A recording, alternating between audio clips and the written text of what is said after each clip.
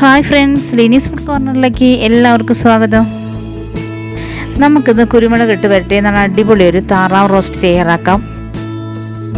അപ്പോൾ വളരെ സ്വാദിഷ്ടമായ രീതിയിലാണ് നമ്മളിത് ചെയ്യുന്നത്. എന്നാൽ വളരെ സിമ്പിളുമാണ്.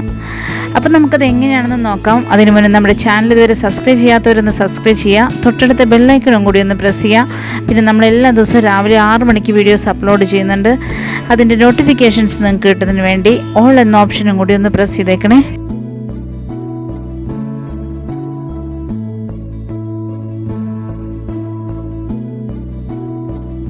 അപ്പോൾ നമുക്ക് വളരെ സ്വാദിഷ്ടമായ നമ്മുടെ കുരുമുളക് ഇട്ട് വരട്ടിയ താറാവ് റോസ്റ്റ് എങ്ങനെയാണ് തയ്യാറാക്കണമെന്ന് ഒന്ന് നോക്കിയിട്ട് വരാം. ചിലവർക്ക് താറാവ് കറി വെച്ച് കഴിഞ്ഞിട്ടുണ്ടെങ്കിൽ അതിൻ്റെ ഒരു സ്മെല്ല് വലിയ ഇഷ്ടമല്ല. അപ്പോൾ അതില്ലാതിരിക്കാൻ വേണ്ടിയിട്ട് ചിലവർ ഈ ചെറുനാരങ്ങ നീരിൽ കുറച്ച് നേരം തിരുമ്മി വെച്ചതിന് ശേഷം കറി വയ്ക്കും. പക്ഷെ അത് വീടുകളിൽ വളർത്തുന്ന താറാവാണെങ്കിൽ മാത്രം അങ്ങനെ ചെയ്താൽ മതി. ഇതിപ്പോൾ കായലിൽ വളരുന്ന താറാവാണ്, അതുകൊണ്ട് ഇപ്പോൾ ഞാൻ അതൊന്നും ചെയ്യുന്നില്ല. അല്ലാതെ തന്നെ നമ്മൾ കറി വയ്ക്കുകയാണ്.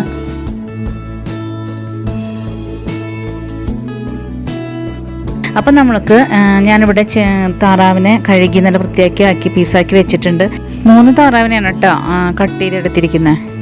അപ്പോൾ ഈ 3 താറാവ് ഏതാണ്ട് ഒരു 4.5 കിലോൻ്റെ അടുത്ത് കാണും. അതിനുള്ള അളവിനുള്ള മസാലകളുടെ അളവാണ് കേട്ടോ ഞാൻ പറയാൻ പോകുന്നത്. അപ്പോൾ നമുക്കിവിടെ ആദ്യം തന്നെ നമ്മുടെ താറാവ് റോസ്റ്റ് തയ്യാറാക്കാൻ വേണ്ടിയിട്ട് ഞാനിവിടെ ഒരു വലിയ ഉരുളി സ്റ്റൗവിൽ വെച്ചിട്ടുണ്ട്. അതിലേക്ക് വെളിച്ചെണ്ണയാണ് ഞാൻ ഒഴിച്ചു കൊടുത്തിരിക്കുന്നത്. എപ്പോഴും നമ്മൾ താറാവും അതുപോലെ ചിക്കൻ നോൺ വെജ് എന്ത് വെക്കുകയാണെങ്കിലും വെളിച്ചെണ്ണയാണ് എപ്പോഴും നല്ലത്. അപ്പോൾ അതൊന്ന് ചൂടായി വന്നിട്ടുണ്ട്. അപ്പോൾ അതിലേക്ക് നമുക്ക് ഒരു 3-4 പച്ചമുളക് കട്ട് ചെയ്ത് ഇട്ട് കൊടുക്കാം. പിന്നെ ഞാനൊരു 8 സവാളയാണ് ഞാൻ കട്ട് ചെയ്ത് ഇട്ട് കൊടുത്തിരിക്കുന്നത്. അപ്പോൾ ഇതൊന്ന് നല്ലതുപോലെ ഒന്ന് വഴറ്റിയെടുക്കാം. അപ്പോൾ അതൊന്ന് പെട്ടെന്ന് ആവാൻ വേണ്ടി ഞാൻ അല്പം ഉപ്പും കൂടി ഇതിലേക്ക് ചേർത്ത് കൊടുക്കുന്നുണ്ട്.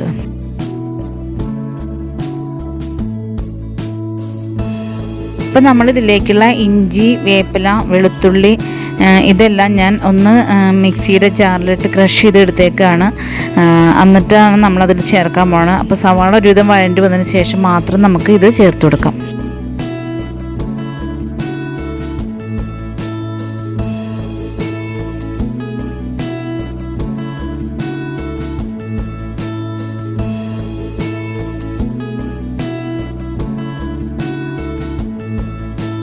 ഗരം മസാല പൗഡർ 2 സ്പൂൺ നമുക്കിതിലേക്ക് ചേർത്ത് കൊടുക്കാം.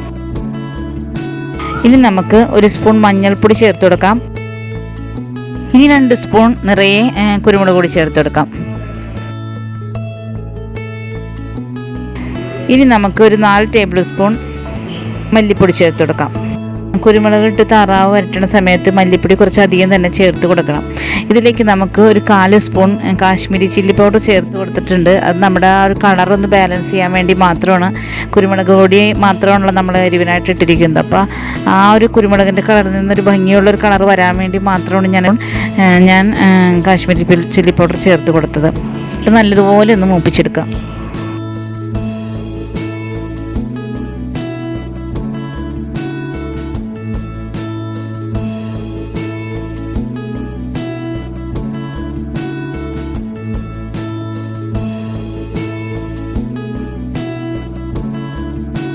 കരിയാതെ ഇളക്കി കൊടുത്തുകൊണ്ട് മൂപ്പിച്ചെടുക്കണേ. ഇനി നമുക്കിതിലേക്ക് നമ്മൾ കഴുകി വാല വെച്ചിരിക്കുന്ന ഡക്ക് ചേർത്ത് കൊടുക്കാം. എന്നിട്ട് ആവശ്യമുള്ള ഉപ്പ് നമുക്കിതിലേക്ക് ചേർത്ത് കൊടുക്കാം. പിന്നെ ഒരു 2 സ്പൂൺ വിനീഗറും കൂടി ഇതിലേക്ക് ഒഴിച്ചെടുക്കാം.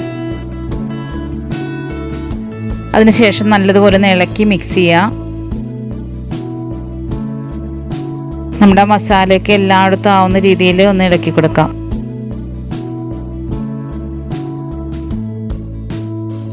ഒന്ന് ഇളക്കി കൊടുത്തതിന് ശേഷം നമുക്കിത് മൂടി വെച്ചിട്ട് ഒരു 10 മിനിറ്റ് കുക്ക് ചെയ്യാം. അപ്പോൾ ഇതിൽ നമ്മളൊരു അല്പം പോലും വെള്ളം ചേർക്കുന്നില്ല. അപ്പോൾ അടി പിടിക്കാതിരിക്കാൻ വേണ്ടിയിട്ട് നമ്മൾ ഇതേ മൂടി വെക്കുന്ന മൂടിയുടെ മുകളിൽ ഒരു 1/2 ഗ്ലാസ് അല്ലെങ്കിൽ 1 ഗ്ലാസ് വെള്ളം ഒഴിച്ചിട്ട് വെക്കുക.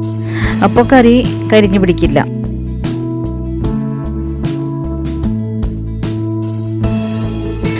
ഇതിലേക്ക് നമുക്കിനി 1 ഗ്ലാസ് വെള്ളം ഒഴിച്ചു കൊടുക്കാം.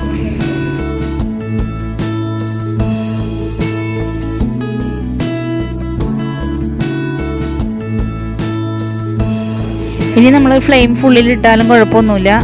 ചട്ടിക്കടിയിൽ കറി പിടിക്കില്ല.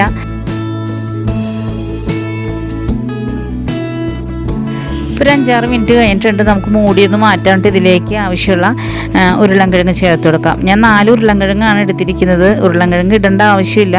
പക്ഷേ ഞാൻ ഇപ്പം നെയ്യൊക്കെ കൂടുതലുള്ള താറാവിന് നല്ല തൊലിയെടുക്കാണ് നമ്മൾ ഈ കറി വെക്കുന്നത്. അപ്പോൾ നെയ്യൊക്കെ വലിച്ചെടുക്കാൻ വേണ്ടിയാണ് ഞാനൊരു 4 ഉരുളൻകിഴങ്ങ് കട്ട് ചെയ്ത് ഇട്ട് കൊടുത്തിരിക്കുന്നത്. അപ്പോൾ ഒരു ഉരുളൻകിഴങ്ങ് 4 കഷ്ണം ഇതേ ആക്കിയിട്ടുള്ളൂ കേട്ടോ. അല്ലെങ്കിൽ പെട്ടെന്ന് അങ്ങ് ഉടഞ്ഞു പോകും. താറാവിന് കൂടെ കിടന്ന് തന്നെയാണല്ലോ വേവണത്. അല്ലാതെ താറാവ് വെന്ത് കഴിഞ്ഞിട്ടല്ല നമ്മൾ ഉരുളൻകിഴങ്ങ് ഇടുന്നത്. അപ്പോൾ വീണ്ടും നമുക്കിത് മൂടി വെച്ചിട്ട് ഒന്ന് കുക്ക് ചെയ്യാം. അപ്പോൾ കണ്ടു, ഇതിൻ്റെ മുകളിൽ വെള്ളം കുറയണത് കണ്ടു. മൂടിയിലെ വെള്ളം കുറയും, ആ സമയത്ത് കറിയിൽ വെള്ളം കൂടും. ഇപ്പോൾ കറിയിൽ നോക്കി, കറിയിൽ നല്ലതുപോലെ വെള്ളമൊക്കെ ഇറങ്ങി നല്ല ഗ്രേവി ആയിട്ടുണ്ട്. എന്നാൽ ചട്ടിക്ക് അടിയിലോട്ട് പിടിക്കുകയില്ല. ഒന്ന് ഇളക്കി കൊടുക്കാണ്ട് വീണ്ടും നമുക്ക് മൂടി വെച്ചിട്ട് വേവിക്കാം.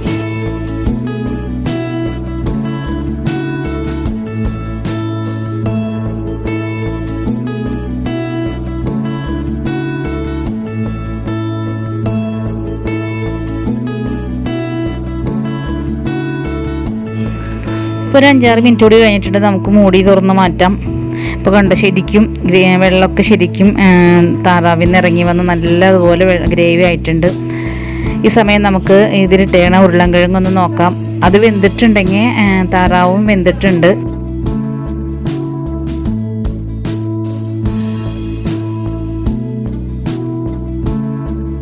അപ്പോൾ നമുക്കൊരു ഉരുളൻകിഴങ്ങ് എടുത്ത് സ്പൂൺ കൊണ്ട് തന്നെ കട്ട് ചെയ്ത് വെക്കാം. കണ്ടോ, ഉരുളൻകിഴങ്ങ് വെന്തിട്ടുണ്ട്. അപ്പോൾ താറാവും വേവായിട്ടുണ്ട്. ഇനി നമുക്ക് മൂടി വെക്കേണ്ട. ഇനി മൂടി വെക്കാതെ തന്നെ നമുക്കിത് കുക്ക് ചെയ്തെടുക്കാം. അപ്പോൾ നല്ലതുപോലെ ഗ്രേവിയൊക്കെ കുറുകി വരും.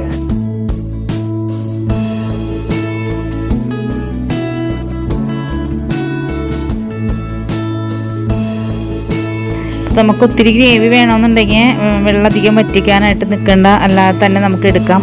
അപ്പം ഞാനിപ്പോൾ കുറുകിയ ഗ്രേവി ആയിട്ടുള്ളൊരു കറിയാണ് ഇപ്പോൾ റെഡിയാക്കുന്നത്. അതുകൊണ്ട് നമുക്ക് കുറച്ച് നേരം കൂടി വെയിറ്റ് ചെയ്യാം.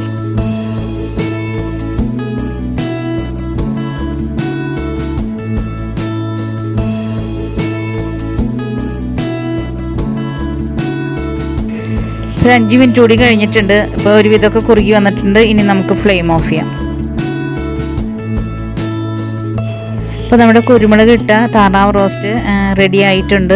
ഇപ്പോൾ നല്ല ഒത്തിരി മൂത്ത താറാവിനൊക്കെയാണ് നമ്മൾ കറി വെക്കുന്നത് എങ്കിൽ നമ്മൾ കുക്കറിൽ ഒരടി അടിച്ചതിന് ശേഷം നമ്മൾ ഇതിൽ ഉരുളിലേക്ക് ഇട്ട് കൊടുക്കാം. ഇതിപ്പോൾ അധികം മൂക്കാത്ത താറാവായതുകൊണ്ടാണ് ഞാൻ ഇങ്ങനെ തയ്യാറാക്കിയത്. അപ്പം നമ്മുടെ കുരുമുളക് ഇട്ട് വരട്ടിയ താറാവ് റോസ്റ്റ് എല്ലാവർക്കും ഇഷ്ടപ്പെട്ടെന്ന് ഞാൻ വിശ്വസിക്കുന്നു. ഇഷ്ടപ്പെട്ടാൽ ലൈക്ക് ചെയ്യുക, ഷെയർ ചെയ്യുക, കമൻറ്റ് ചെയ്യുക.